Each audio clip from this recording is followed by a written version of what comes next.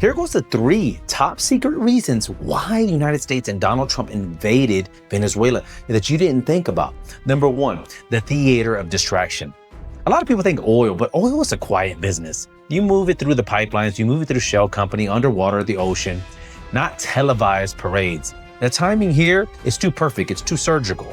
Just as the court ordered the Epstein files finally hit the public, the names, the videos, the client list that DC once buried, suddenly Venezuela is on fire? Think about it, use your head.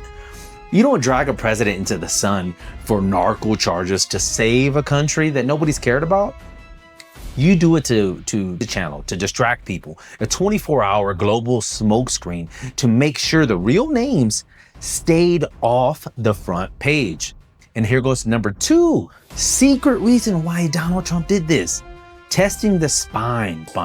Now, Germany, history always repeats itself. In 1938, Hitler, crazy old Hitler, he moved his army and took over Austria.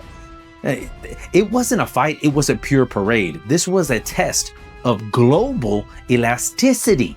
How far can Donald Trump, how far can Hitler push the borders, push the world? How can they do it without the world complaining about international law and start making excuses for the winner? Look at the neighbors, Brazil, Colombia, the EU. They aren't fighting the friction. They're leaning into it. They've already adjusted their posture to stay on the right side of the giant. They're like, hey, I'm going with the flow. And number 3, they didn't think about this. The speed of fear, the mindset of people. Fear is more efficient than a tank or a gun because it doesn't have to march onto land. It doesn't have to shoot a gun. It arrives instantly as soon as you hear it. It's into your mindset. It turns your favorite tour guide into a witness. It turns your Tinder date into a judge. Before you even book your next flight to Medellin, you right there, you're already thinking, is it a good time to visit Medellin?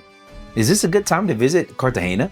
The goal wasn't to flip a government, it was to flip you, to make you watch your words, check your visa, and realize that your blue passport isn't a shield anymore, it's a tracker.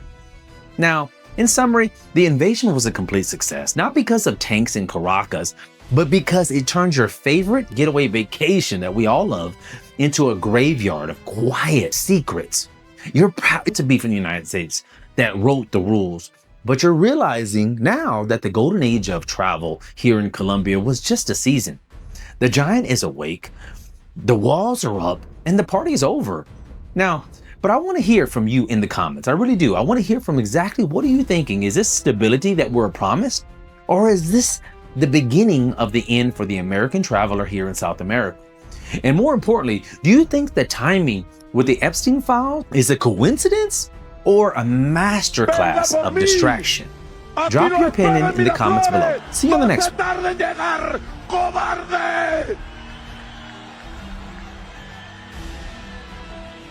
¡Venga por mí, cobarde!